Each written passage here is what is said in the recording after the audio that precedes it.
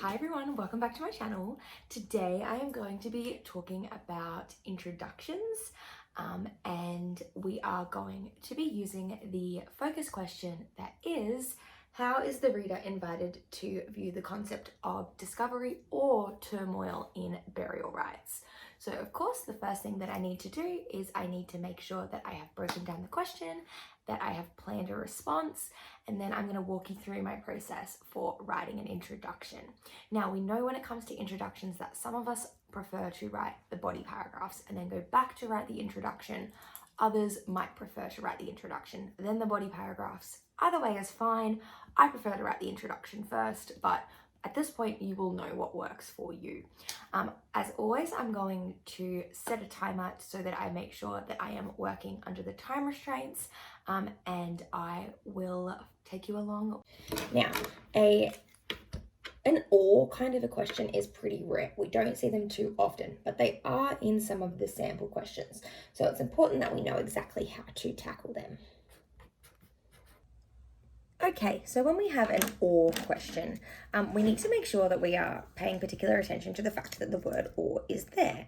Now, we know that or means we are going to be suggesting one or the other.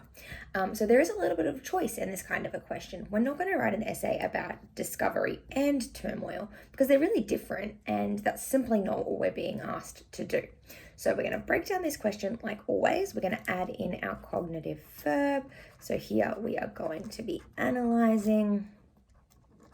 We know that we need to look at what we are looking at in terms of the verb, so what it is that the author is doing. So we're looking at, they are inviting, and we need to look at the subject. So the subject is going to be the concept of either discovery or turmoil.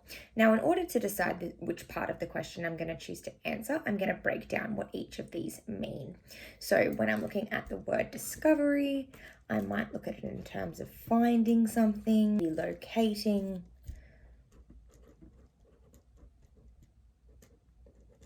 or maybe even like unearthing.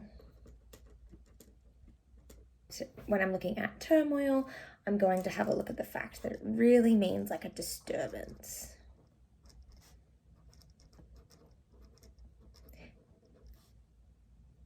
Perhaps a little bit of uncertainty. So here I have unpacked both of these concepts and what they mean. Now, from here, it might be clear which of the two concepts I would like to use, or I maybe need to do a little bit more unpacking in order to make some decisions. So I might look at turmoil, and then I might look at perhaps what I could talk about there.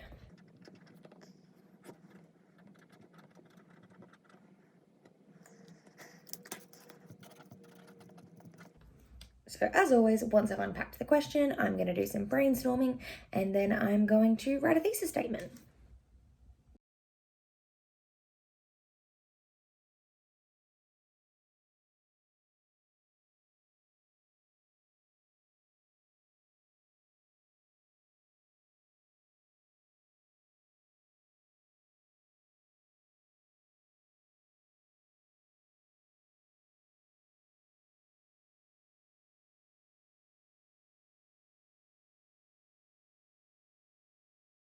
So I'm going to switch to working digitally so that I can just do this in a little bit more of an easy way. But what we're going to do is I'm going to show you the planning that I constructed, and then I'm going to show you how that resulted in an introduction and the kind of process that was behind that. Then I'm going to show you some other examples of some introductions, and I would recommend having a go at putting your own one together. So through my planning, I have come up with three kinds of things that I want to talk about. So I want to talk about Agnes's inner turmoil. I want to talk about her tumultuous relationship with Nathan, and I want to talk about the growth of Margaret and Toti as a result of turmoil in the text. So here, what I'm kind of talking about, like the link between all of these ideas, is that turmoil can be a catalyst for change for characters. And working through that, I was able to form this introduction. So I'm going to move my face so that we can read it. And then we're going to kind of have a bit of a chat about what we could make better and all that kind of stuff. So, in the 2013 historical fiction novel Burial Rites, Hannah Kent presents a young woman of moral conviction and intelligence in 19th century Iceland as she heads towards her inevitable execution. Through Kent's stylistic inclusion of said Icelandic weather, the reader is positioned to view the concept of turmoil as a catalyst for characters' development. Kent's juxtaposition of callous winters with bountiful summers alongside foreboding autumns represent the dynamic and unassailable tumult that characters such as Margaret and assistant Reverend Thorvador Jonsson, Cody, withstand through their interactions with Agnes Magnusdotter, the convicted murderess. Further, it is Agnes's inner turmoil that is reflective through her narrative viewpoint and relationship with Nathan Ketilsson that cements the notion that turmoil is at the root of all that occurs within the text. So when I look at this and I read this as an introduction, what you would have noticed as I read over it was that it's really strong and then it kind of fizzles out a little bit towards the end. It loses the conviction that it is supposed to be written with. Now I'm going to put my face in the middle of it. No, I'm just going to get rid of my face altogether. That's fine. So what we're going to see here is that whilst it starts strong, there are a couple of areas that need improving.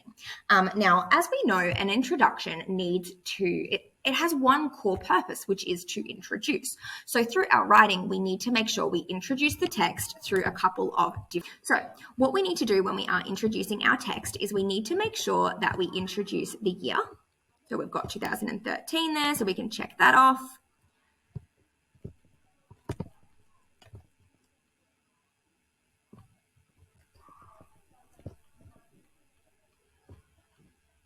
We want to talk about the genre because it's just going to make it nice and cohesive, the name of the text, and the author of the text. So we've got those 4 things in our introduction here.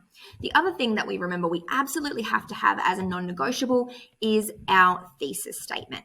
So that's this sentence here. So my entire essay is going to be about that the stylistic inclusion of the Icelandic landscape, and I'm going to look at that as a means of foreshadowing, symbolism, imagery, and a couple of different ways. That's why I've just looked at it as being stylistic. It's helping the reader to kind of see turmoil, that's the bell, I'm just going to keep going, as a catalyst for characters' development. So that's what my whole essay is going to be about. Now, we know the other thing that we need to make sure we have in our introduction is a little bit of a summary. So a little bit of background information that's going to help us to understand what it is that's going to be spoken about. So a little bit of context here. I've got presents a young woman of moral conviction and intelligence in 19th century Iceland as she heads towards her inevitable execution. So short and sweet, but summarizes what's going on. So I'm going to highlight that as a piece of a bit of background information. My bit here, I'm not going to reread it again, also helps to do that. So a little bit of a kind of summary to some extent, but I'm not retelling at all, and I'm not kind of saying anything that doesn't need to be said. Now, the only other thing that I want to include in my introduction is something that's going to help with cohesion. So it's going to help to link things together to make it make sense.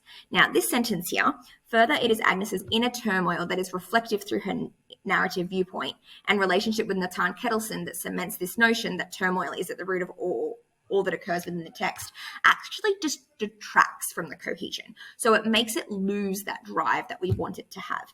So what I'm going to do is I'm going to kind of play around with it so that I can make sure it makes sense. And this is kind of my inner dialogue when I'm in the exam. I'm working through each thing so that it is going to be the best possible piece of writing that I can create.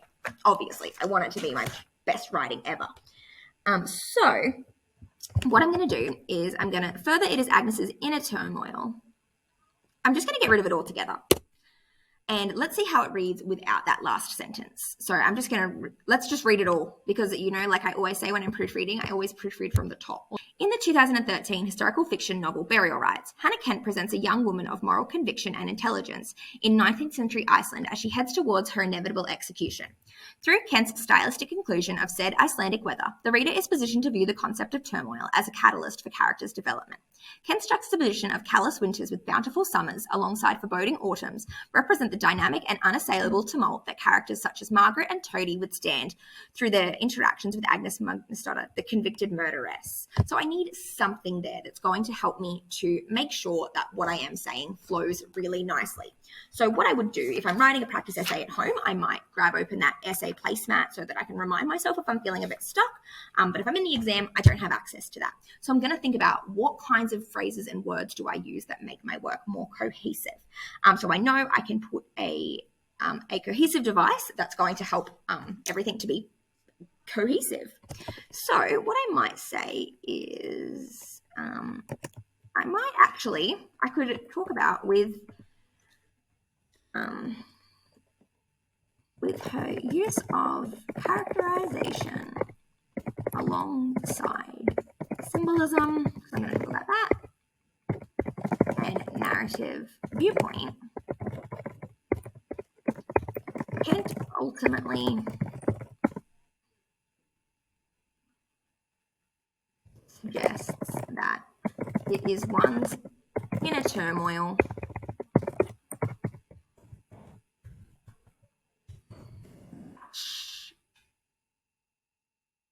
all that they do. And I'm going to read it from the top just to make sure it makes sense. In the 2013 historical fiction novel Burial Rites, Hannah Kent presents a young woman of moral conviction and intelligence in 19th century Iceland as she heads towards her inevitable execution. Through Kent's stylistic inclusion of said Icelandic weather, the reader is positioned to view the concept of turmoil as a catalyst for character's development. Kent's juxtaposition of callous winters with bountiful summers, alongside foreboding autumns, represent the dynamic and unassailable tumult that characters such as Margaret and Toady would stand through their interactions with Agnes Magnusdotter, the convicted murderess. With her use of characterization alongside symbolism and narrative viewpoint, Kent ultimately suggests that it is one's inner turmoil that impacts all that they do. What do we think? I think it works as an introduction. Is it kind of basic? Yeah. Does that necessarily mean it's bad? No, because we know that an introduction, is going to be only 10% of our essay, and we want to reserve all of that really strong analysis for the rest of our essay. Okay, so now that we have improved our introduction, we might have a little bit of a think about what else we could do. And we know that we have looked earlier in the year at having that neutral start at sentence at the start. In the past couple of weeks, I've kind of alluded to the fact that you don't have to have that if you don't need it. And if you read through this introduction, you might think it's lacking one, or you might not. Totally up to you. But I could add in a neutral sentence at the start. So you can see here that I've just color coded anything that's there for cohesion as that maroon color. So my neutral start says the volatile weather patterns of Iceland are inherently tumultuous in nature. Now, what I've just realized is that when I took that out for the first one, the word said there doesn't make sense unless I've got that neutral start. So just a heads up, that's why that is there. So up to you which one you think is better. I would be interested in your opinion. Let me know in the comments. No, let me know on Teams. Let me know on Teams which one you prefer. Let's have a look at a couple of other introductions that are quite strong in their ability. In their ability to introduce. So here we have the one from your placemat. So the society of 19th century Iceland was one built on an extremely cold environment, with power residing in the hands of the few men whose religious and gender-based values aligned with that of the state. In the 2013 novel Burial Rites, Hannah Kent explores the life of Agnes Magnusdotter, a woman condemned of murder, in the months leading up to her execution. Despite the marginalized character's capacity to survive in the harsh patriarchal world of the text, Kent suggests that the power of the individual could not compete with that of the power gained at a systematic level. Kent utilizes symbolism and narrative viewpoint to explore the victimization of the powerless in a fictionalized 19th century Iceland. Short and sweet. We've gone over this introduction before. We know what makes it work. We're going to have a look at two more from the ATAR Notes book. You know that I love the ATAR Notes book. The essays in there are brilliant, and a really great revision tool for you is to read those and read the annotations that go along with them. I would recommend you do now is have a look at your ATAR Notes book. There are two introductions that I want you to go and read. I want you to read the introduction of the essay that looks at the concepts of discoveries and their role in burial rites, and I want you to have a look at the essays, the introduction that looks at the Icelandic landscape. So those are two essays that are in the 8-hour notes book. I want you to read those, and I want you to have a think about how they are different and how they are still quite successful in achieving their purpose as an introduction.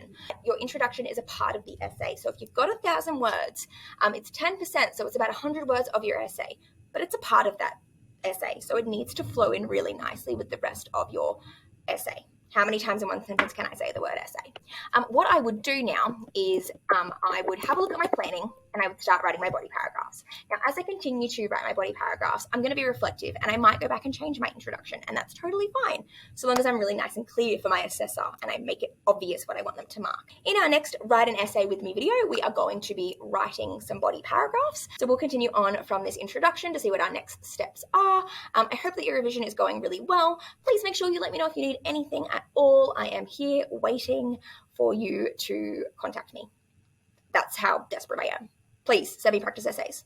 Okay, I love you all very much and take care of yourselves. Bye.